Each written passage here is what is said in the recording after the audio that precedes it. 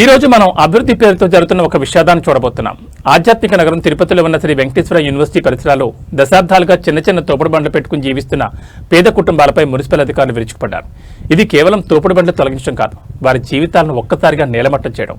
చదువుల తల్లి నిలయం దగ్గర బతుకుదెరువు కోసం పోరాడుతున్న సామాన్యుల రోదనలు ఇప్పుడు నగర వ్యాప్తంగా చర్చనీయాంశంగా మారాయి.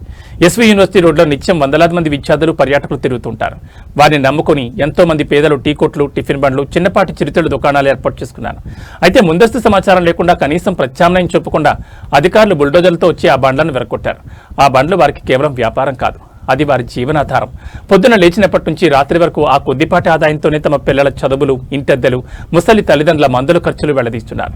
ఇప్పుడు ఆ బండ్లు రోడ్డు మీద చెత్తలా పడి ఉండడం చూస్తుంటే ఆ కుటుంబాల భవిష్యత్ ఏంటనే ప్రశ్న ఉదయిస్తోంది. మనం ఒకసారి ఆలోచిద్దాం. నగర సుందరీకరణ అవసరమే, ట్రాఫిక్ నియంత్రణ కూడా ముఖ్యమే, కానీ పేదల పొట్టకొట్టు చేసే అభివృద్ధి ఎవరి కోసం? ఈ వీడియోలు చూస్తుంటే ఒకటే అనిపిస్తుంది, పేదల పరిస్థితిని అర్థం చేసుకునే కనికరం అధికారులకు ఎందుకు కరువైంది? సార్, ఇది మా బతుకు సార్, మమ్మల్ని రోడ్ల పడేయకండని కాళ్లా వేళ్లా పడుతున్నా సరే అధికారులు కనికరించలేదు.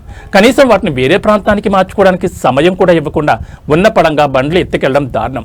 ఒక ప్రత్యామ్నాయం చెప్పుకుండా ఇలాంటి చర్యలు తీసుకోవడం వారి కన్నీళ్లకు కారణం కదా? ప్రభుత్వం మరియు ఉన్నతాధికారులు ఈ విషయంలో జోక్యం చేసుకోవాలి. పేదలను వీధిలోకి నెట్టేయడం పరిష్కారం కాదు. వారికి ఒక ప్రత్యేక వెండింగ్ జోన్ ఏర్పాటు చేయడమో లేదా తక్కువ అద్దెకు షాపులు కేటాయించడమో చేయాలి. బతుకు తెరిగిపోయిన ఈ కుటుంబాలను ఆదుకోకపోతే వారు సామాజికంగా మరింత వెనకబడిపోయే ప్రమాదం ఉంది. ప్రజాప్రతినిధులు ఈ ఘటనపై స్పందించి బాధితులకు న్యాయం చేయాలని మనము కోరుకుందాం.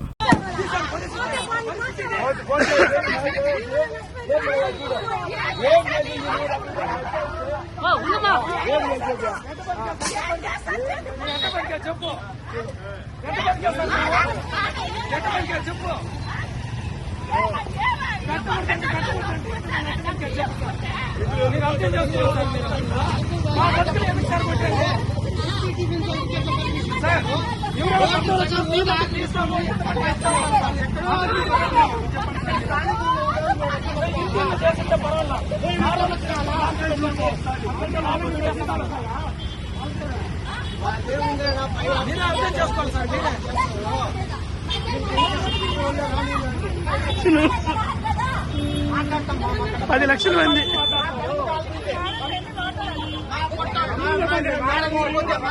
అపాయింట్మెంట్ హీరో మీకు ఫోన్ లో ఇన్ఫర్మేషన్ ఇస్తారు.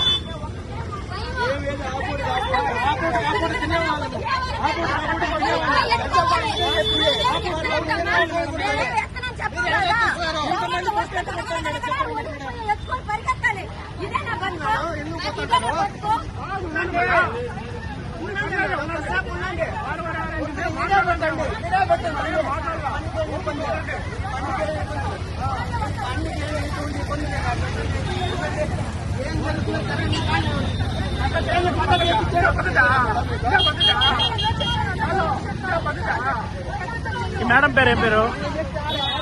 మేడం పేరు విఆర్ఓనా?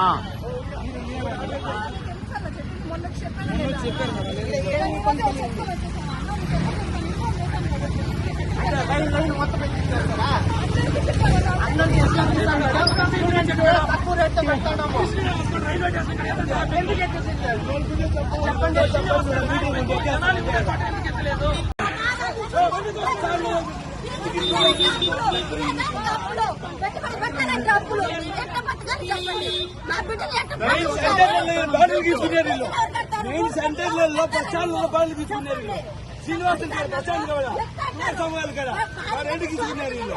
ఎవరు వచ్చింది మీ దగ్గరికి?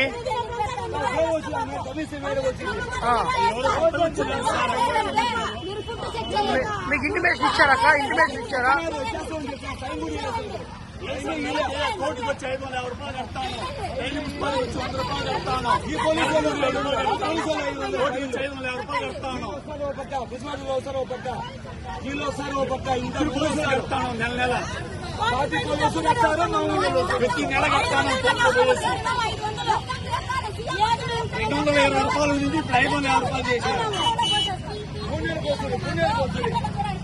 మా పిల్ల ఆటోలో చూడండి, ఇప్పుడు నాకు 5,000 రూపాయలు వస్తాయి. ఆ పిల్ల చూడండి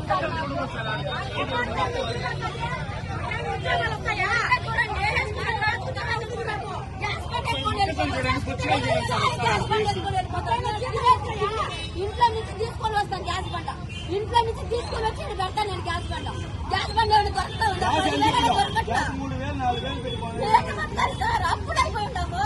మేము రోడ్డు మీద పెట్టుకుంటేనే మాకు బతుకుతారు.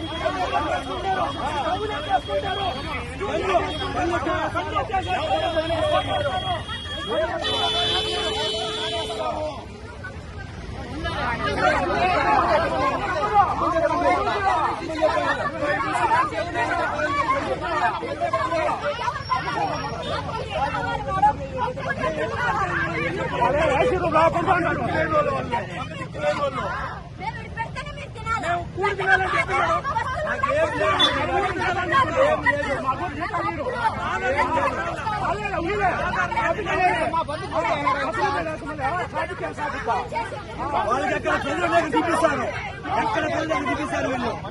షాపులు లేవునా? షాపులు ఎక్కడో చెప్పండి. మీరు రోజు మున్సిపాలిటీ డబ్బులు కడుతున్నారా? డైలీ 50 రూపాయలు కడతాం. డైలీ 50 రూపాయలు పోలీసు వాళ్ళు చలానా వేస్తారా? పోలీసు చలానా కడతాం. కోర్టుకు కడుతున్నారా?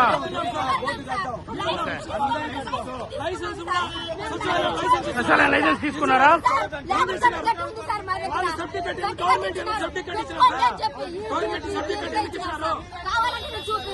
వీళ్ళు పేదలు ఇబ్బంది పెట్టండి, వీళ్ళు చాలా ఇబ్బంది పెట్టండి. వీళ్ళు ఎవరు పట్టించుకోవట్లేదు, ఎవరు పట్టించుకోలేదు.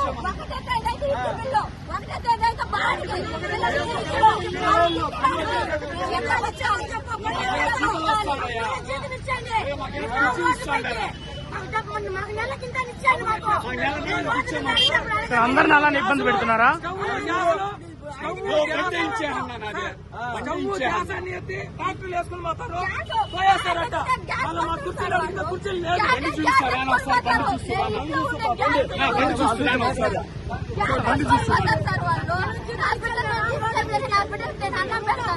రోడ్డు మీద నేను షాప్ వచ్చే సోమతుంటే నేను షాప్ ఎందుకు తీసుకుంటాను? నేను రోడ్డు మీద ఎందుకు పెడతాను? రోడ్డు పైన బతికే వాళ్ళం మేము. మాకేం జీతాలు లేవు, ఆటోలు పింఛన్లు రావటం లేదు, మాకే సొంత ఆస్తులు ఏం లేవు. రోడ్డు మీద మనం ఉన్నాం, మన బిడ్డలు బాగా చదివించుకోవాలని బాగా కష్టంగా మేము బతుకుతున్నాము. మమ్మల్ని ఎందుకు ఇబ్బంది పెడతారు? 10 రోజులకు ఒకసారి, 10 రోజులకు ఒకసారి. చూడండి, చూడండి, కింద వస్తాను.